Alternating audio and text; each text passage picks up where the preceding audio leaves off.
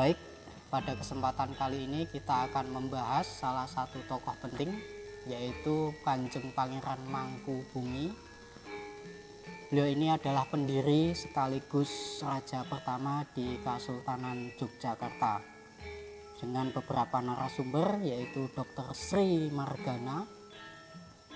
Beliau adalah salah seorang sejarawan dari UGM dan juga Kanjeng Raden Tumenggung Rinto Isworo.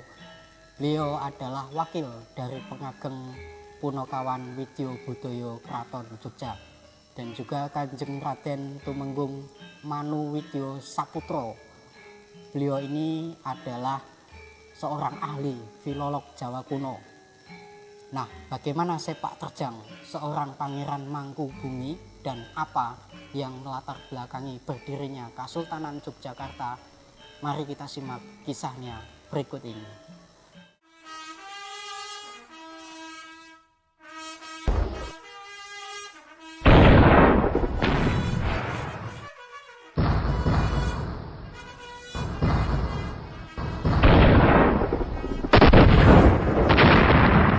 Kesultanan Ngayogyakarta Hadiningrat lahir sebagai salah satu klimaks dari rentetan konflik politik kekuasaan berkepanjangan di Keraton Mataram, mulai dari Pleret, Kartasuro, hingga Surakarta yang terjadi di akhir abad 16 hingga awal abad 17.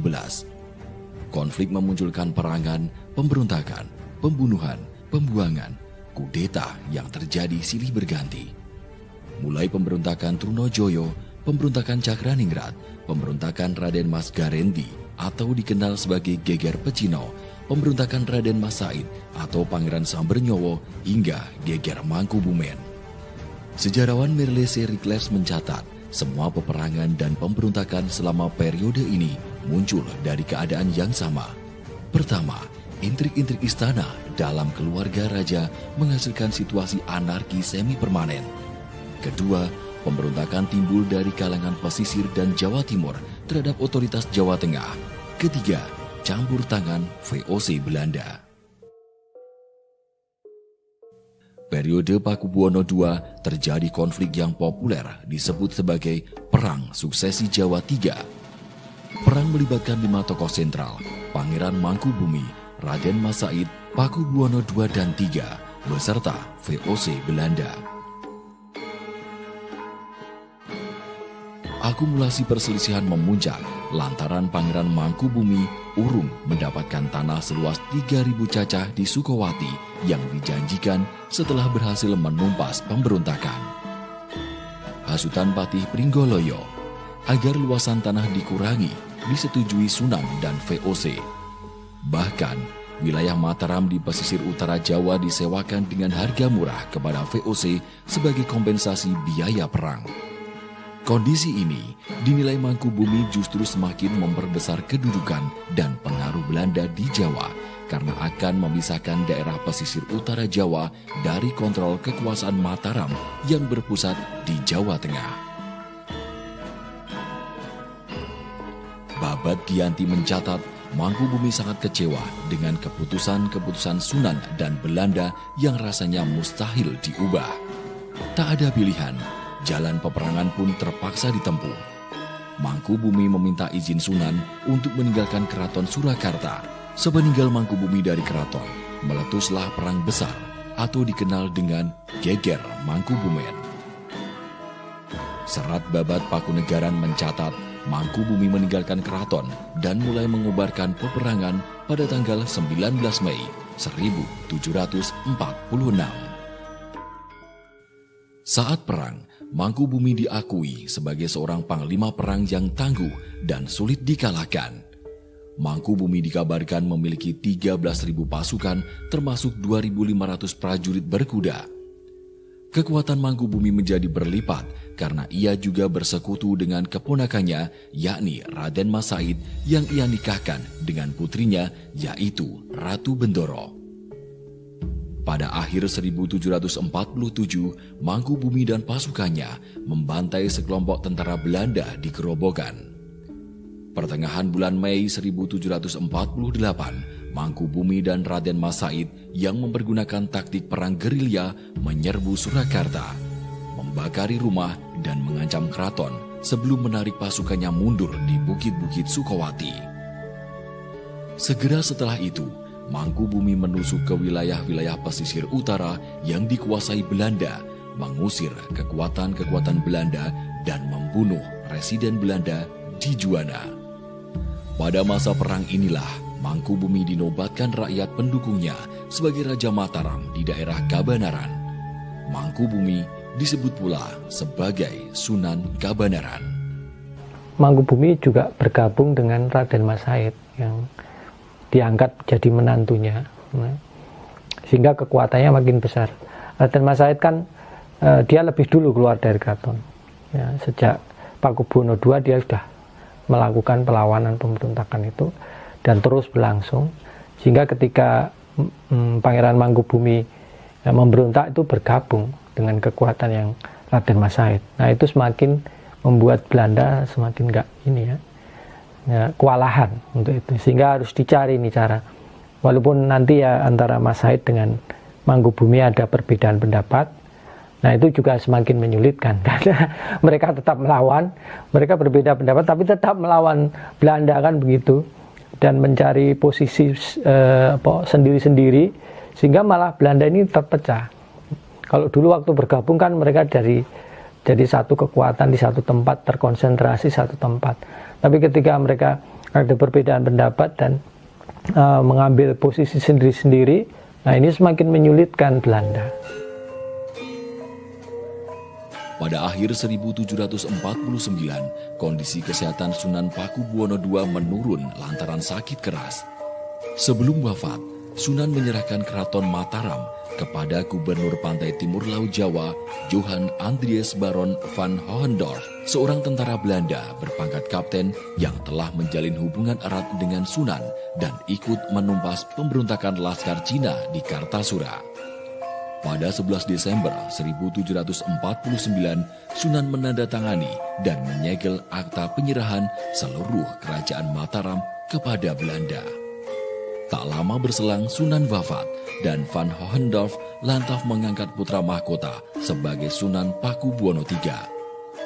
Penyerahan ini berimplikasi sangat serius lantaran menancapkan otoritas penuh nasib kekuasaan Mataram ke depan di tangan Belanda. Belanda buru-buru menetapkan Sunan baru karena telah mendengar kabar bahwa Mangkubumi telah dinyatakan sebagai susuhunan. Mangkubumi dikabarkan telah didesak untuk merebut tahta Mataram oleh semakin banyak pangeran dan pejabat yang telah meninggalkan Surakarta untuk bergabung dengannya. Mangkubumi mengklaim mendapatkan konsensus elit yang menurut standar kerajaan sudah cukup baginya menggantikan sebagai susunan Surakarta sebagai Raja Mataram yang sejati. Penobatan Sunan Pakubuwono III tidak mampu menstabilkan keadaan. Perang berkecamuk lebih hebat dari periode 1750. Kekuatan para pemberontak semakin meningkat dan banyak keluarga kerajaan yang memilih menyeberang di kubu pemberontak. Belanda mengalami kerugian-kerugian besar. Upaya Van Hohendorf mengajak kubu pemberontak dalam perundingan tidak menghasilkan kesepakatan. Perubahan mulai terjadi setelah Nicholas Harting menggantikan Hohendorf. Setelah melalui serangkaian pembicaraan alot, maka pada tanggal 13 Februari 1755 di sebuah desa kecil di timur kota Surakarta ditandatangani perjanjian Giyanti antara Mangkubumi dengan Nicholas Harting. Inti dari perjanjian ini adalah membagi wilayah kerajaan Mataram menjadi dua. Sisi timur tetap diduduki susuhunan Pakubuwono dan sisi barat atau sekarang wilayah daerah istimewa Yogyakarta.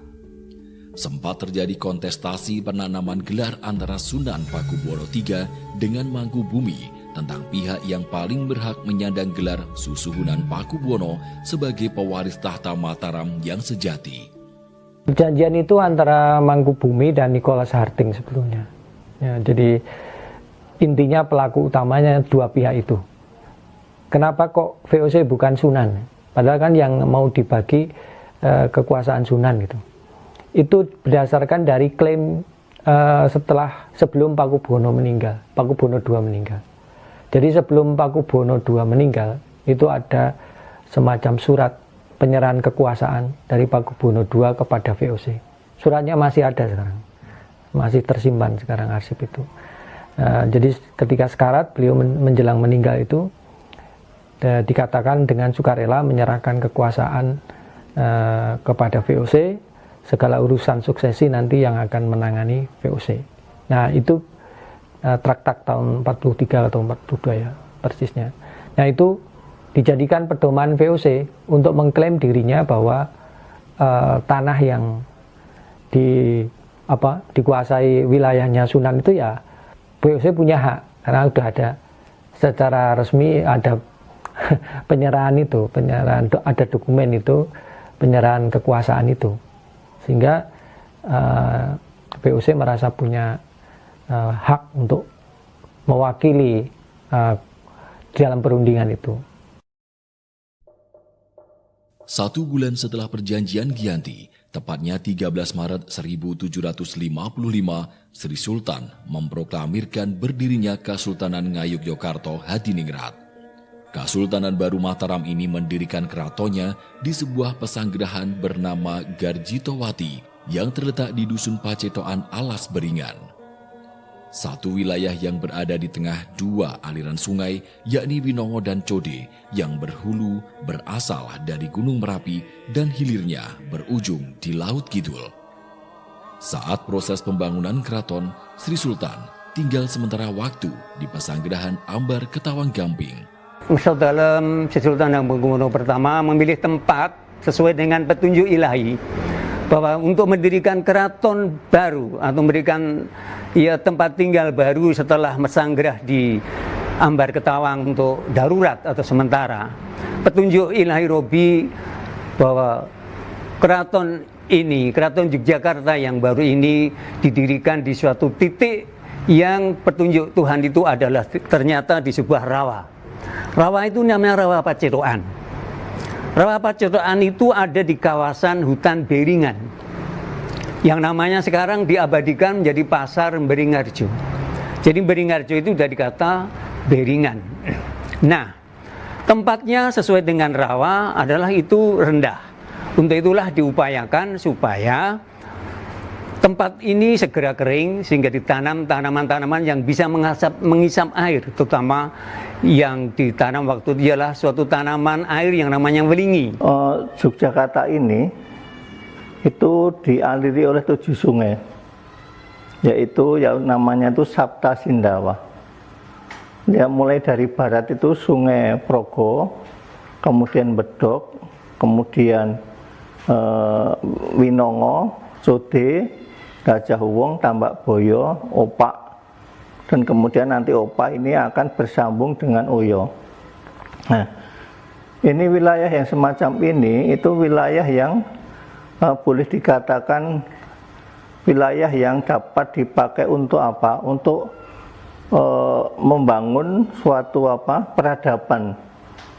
Kenapa? Karena sungai-sungai ini di samping untuk pertanian itu waktu itu juga untuk kepentingan kepentingan maritim. Tetapi maritimnya itu maritim sungai, bukan maritim laut ya, maritim sungai. Sehingga banyak sekali sekarang ini bekas-bekas dermaga yang hilang ya. Itu tetapi bekas-bekas delta, misalnya delta di sungai-sungai itu dulu banyak sekali. Misalnya delta di Sungai Gajah Wong. Sekarang itu di daerah Giwangan itu masih ada bekas delta itu. Sri Sultan Hamengkubuwono I adalah juga seorang arsitek ulung. Ia merancang keraton dengan desain khas keraton Mataram Islam. Bangunan utama keraton berada di tengah sebagai pusat, memiliki 2 alun-alun di sisi selatan dan utara, serta masjid gede di sisi barat alun-alun. Sultan juga membangun benteng yang mengelilingi keraton, dilengkapi dengan jagang atau parit. Sultan juga mendirikan panggung kerapia atau juga dikenal sebagai kandang menjangan sebagai lokasi berburu dan tugu golong gilik berbentuk tiang mengkerucut setinggi 16 meter dengan bulatan bola besar di atasnya. Tugu ini menjadi simbol manunggaling kawula lan Gusti atau persatuan rakyat, raja, dan Tuhan yang Maha Pencipta. Tugu ini hancur akibat gempa bumi hebat di akhir tahun 1800-an dan dibangun kembali dengan desain berbeda di era Sri Sultan Hamengkubuwono VII. Replika Tugu Golong Gile kini sudah dibangun pemerintah DIY di sisi tenggara Tugu sebagai sarana edukasi sejarah bagi masyarakat. Bangunan-bangunan yang didirikan oleh Rasul Dalam Sultan Hamengkubuwono pertama. Perlu saya terangkan di sini bahwa Sri Sultan Hamengkubuwono I adalah seorang raja yang berpengetahuan luas. All round kata kita, orang yang ngabei. Maksud saya, beliau sebagai seorang raja adalah juga seorang arsitek, ahli bangunan. Di samping itu juga seorang ahli siasat, ya, dan juga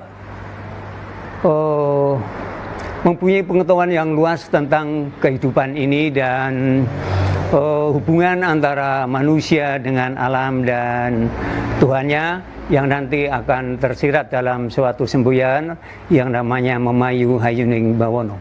Bumbu imajiner itu kan dulu yang pertama kali kan Kanjeng Bronto-Diningrat itu yang menulis itu, tetapi bumbu imajiner ini kan terbatas hanya untuk daerah sekitar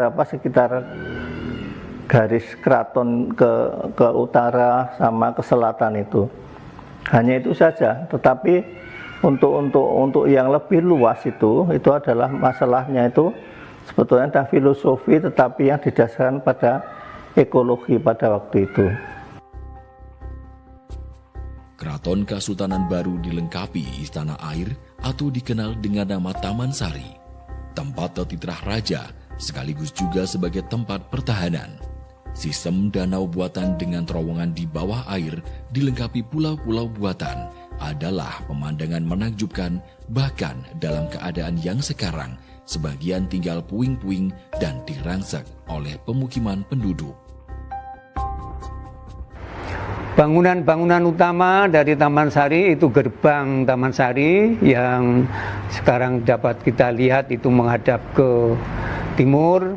Di sana di tembok itu ada relief yang menggambarkan kapan selesainya bangunan Taman Sari dibuat, di mana di sana ada relief yang berupa burung yang bertengger di dahan batang dan menghisap bunga.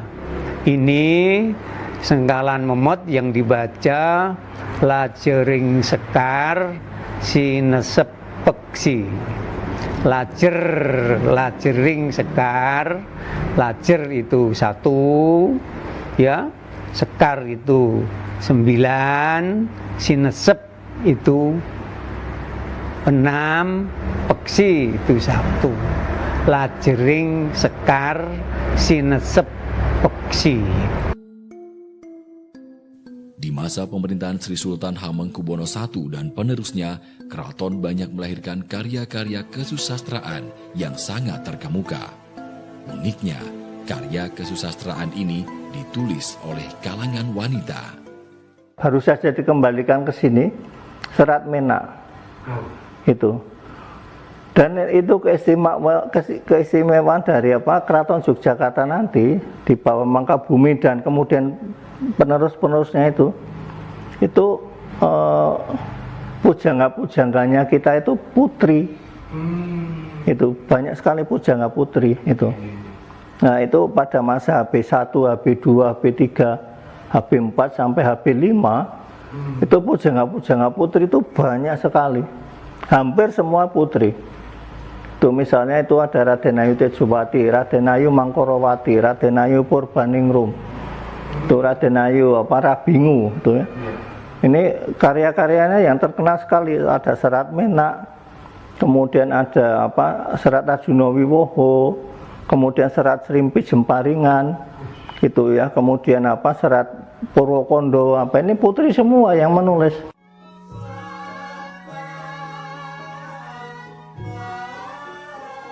Sri Sultan Hamengkubuwono I wafat pada 24 Maret 1792.